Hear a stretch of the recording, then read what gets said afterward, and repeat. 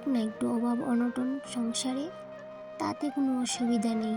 এই যে অভাব অনটনের সংসারে সুখ শান্তি সমৃদ্ধি সব কিছুই কিন্তু থাকে।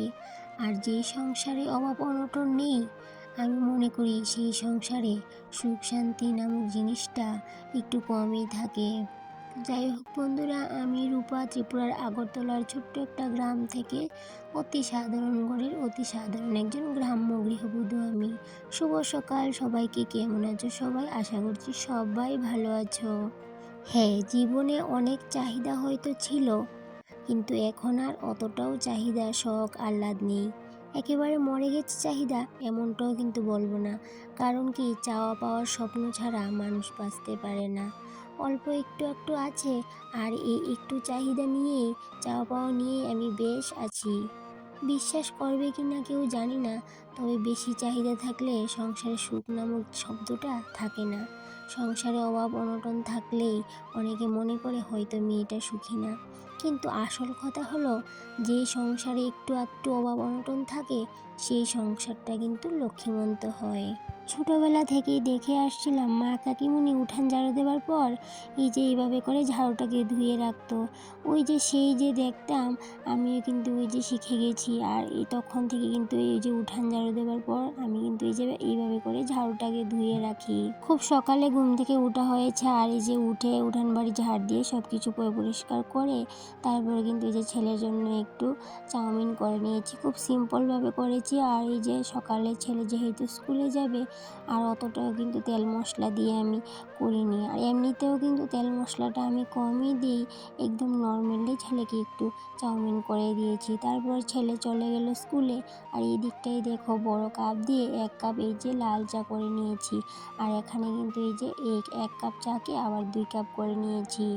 অনেক মেয়ে বউরা আছে কি করে জানো তো, সংসারে কি হলো না হলো এই যে সবাইকে বলে বেড়াবে যে আমার সংসারে এ হয়েছে, আমার সংসারে ও হয়েছে। তো আমি মনে করি এইসব কথা না, সংসারের কথা কাউকে বলতে নেই। এই যে সংসারের কথা কাউকে বললে মা লক্ষ্মী কিন্তু খুবই ভয় পায়, আর এই যে সংসারটা লক্ষ্মীহীনা হয়ে যায়। তাই জন্য সংসারের কোনো কথা কাউকে বলতে নেই। অভাব অনটন থাকলেও বলতে নেই, চাহিদা থাকুক কি না থাকুক ওইগুলো কিন্তু বলতে নেই। এই দিকটাই দেখো, সংসারের সমস্ত কাজ কিন্তু আমি করে নিয়েছি, রান্নাটাও করে নিয়েছি। আর সমস্ত কিছু তো আর তোমাদের সাথে দেখানো সম্ভব না, যেহেতু অনেক বড় ভিডিও হয়ে যাবে, তাই জন্য। আর এই দিকটাই দেখো, আজকে ভাবলাম যে চুলে হেনা করব। আর হেনা করার জন্য এই যে গতকাল রাতেই আমি হেনাটাকে রেখেছিলাম বাটির মধ্যে গুলে। আর এই দিকটাই দেখো, ভাবলাম আজকে চুলটা একটু নিজে নিজেই কেটে নেব, কিন্তু ওই যে কেচি নিয়ে হঠাৎ মনে হলো আজ তো মঙ্গলবার, চুল কাটতে নেই। তাও এই যে যেহেতু কেচিটা হাতে নিয়েছি, একটু একটু করে এই জায়গাটা কাটছিলাম। আর এই দিকটাই দেখো, হেনাটা এতটাই পাতলা করে গুলে নিয়েছিলাম, আমি তো মাথার মধ্যে দিতেই পারছিলাম না, এমনিতেই পড়ে যাচ্ছিল। তো কি করব, ভাবলাম যে এই রোদের মধ্যে বসে আরাম করে করে হেনাটা চুলের মধ্যে লাগাই। আজকে আমি কি প্ল্যান করেছি জানো তো বন্ধুরা? আমি মনে মনে প্ল্যান করেছি, এই যে শীতের রোদের মধ্যে বসে থাকতে কিন্তু অনেক আরাম লাগে। তাই জন্য ভাবলাম, এমনিতে তো এতক্ষণ সময় আমি বসে থাকতে পারি না কাজের জন্য। তাই জন্য আজকে এই যে সকালবেলা চটপট করে সমস্ত কাজ করে নিয়েছি। এখন বাড়িতে কেউ নেই, আর টিউশনও নেই, সেহেতু আজকে এই যে রোদের মধ্যে বসে হেনাটা লাগাবো, আর অনেক সময় ধরে রোদের মধ্যে রোদ পোহাবো, আর এই যে চুলটাও শুকিয়ে নেব।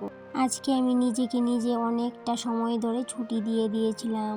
ভাবলাম যে কোনো কাজ করব না, কাপড় চোপড় ধোয়াধুয়ি করব না, একদম মনের সুখে মনের আনন্দে এই যে বাইরেতে বসে চুলের মধ্যে হেনা করব। আর কি বলো তো, যেহেতু সংসারে কেউ নেই, সেহেতু বলারও কেউ নেই, কিছু বকা দেওয়ারও কিন্তু কেউ নেই। এই যে করলেও আমি, না করলেও আমি। আরেকটা কি হয়েছে বলো তো, আমি হাত দিয়ে হেনা করছিলাম, এবার কি বলো তো, এই হেনাটা আমি প্রথম করছিলাম, তাই জন্য এই যে হাতটা লাল হয়ে গেছে, হঠাৎ দেখি হাতে কালার এসে গেছে। তো কি করলাম, তাড়াতাড়ি করে হাতটা ধুয়ে এবার গ্লাভস লাগিয়ে নিলাম হাতে। নিজে নিজেই ভাবছিলাম কতটা বোকা আমি। ঘরেতে গ্লাভস ছিল, তারপর ওই যে হাত দিয়ে দিচ্ছিলাম। আর এবার দেখো হেনাটা কি হালকা হয়েছে। তো কি করব, অতটা হেনা কিন্তু আমি চুলের মধ্যে লাগাইনি, পরে অনেকটা হেনা কিন্তু নষ্ট করে নিয়েছি। আর এই দিকটাই দেখো হেনা লাগিয়ে এই যে রোদের মধ্যে বসে আছি চুপ করে। আর অনেকটা সময় ধরে কিন্তু বসেছিলাম, বেশ ভালোই লাগছিল। তারপর স্নানটা সেরে ভাবলাম অনেকটা বেলা হয়ে গেছে, এবার তো পূজাটাও দিতে হবে। আর যদি আমি সকালবেলা স্নান করে পুজো দিতাম তারপরে হেনা করতাম, তাহলে কি হতো বলো তো, আবার স্নান করতে লাগতো। তো আমি তো 2বার করে স্নান করতে পারতাম না, তাই জন্য এই যে হেনাটা করে তারপরে যে পুজোটা দিতে অনেকটাই কিন্তু দেরি হয়ে গেছিলো আজকে।